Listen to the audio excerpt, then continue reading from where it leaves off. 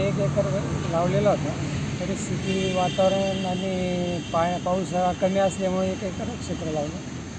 सुरुवातीला प्लॉट खूप सुंदर बसलेला होता. मध्ये जे वातावरण खराब झालं, करपे वगैरे आला, प्लॉट थोडासा खराब होऊन गेला आणि टेम्परेचरही खूप वाढून गेलं. त्यामुळं मला ते 1 एकरामध्ये फक्त 55 ते 60 क्विंटलच माल निघाला अशी परिस्थिती. एवढा माल मी काढला. तो माल काढण्यासाठी मी साधारण मार्चमध्ये शेवट 25 मार्चच्या आसपास सुरुवात केली. माझा विचार असा होता की मी 25 मार्चला माल काढेल, 4-6 दिवसानंतर मार्केट चालू होईल तर मी तो लगेच मार्केटला विकून टाकेल.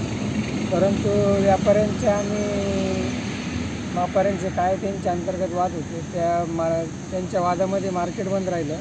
माझ्यासारखे छोटे शेतकरी त्यात अडकले गेले.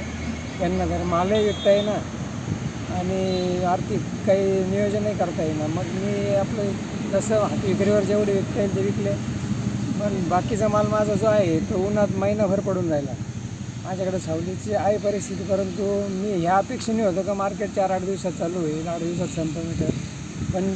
परंतु यांचा संप महिनाभर चालला. त्यामुळं मला एवढ्या टेम्परेचरमुळं माझा माल पण खराब व्हायला लागला. आज परिस्थिती अशी आहे का 60 क्विंटलमध्ये मी 4-5 क्विंटल हातखाला विकला असेल आणि साधारण 20-25% माल अक्षरशः सडून गेलेला आहे की मी तो उकाड्यात फेकून दिला. पावड्याने भरून तो उकाड्यात फेकला.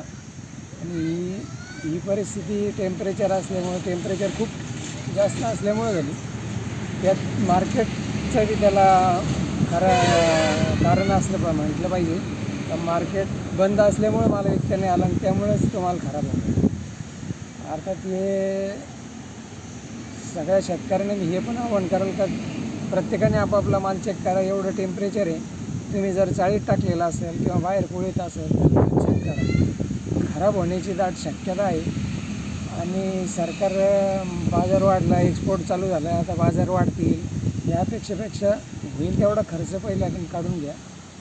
कारण सरकार कधी पण एक्सपोर्ट बंद करू शकते. या सरकारचं काहीच सांगता येत नाही. त्यामुळे आपलं माल, आपलं भांडवल आधी मोकळं करून घ्या अशी मी अपेक्षा करतो किंवा आव्हान करतो सर्वांना. एवढं सर्व शेतकऱ्यांनी करावा, निर्णय घ्यावा. तेवढं खराब होणार नाही याची काळजी.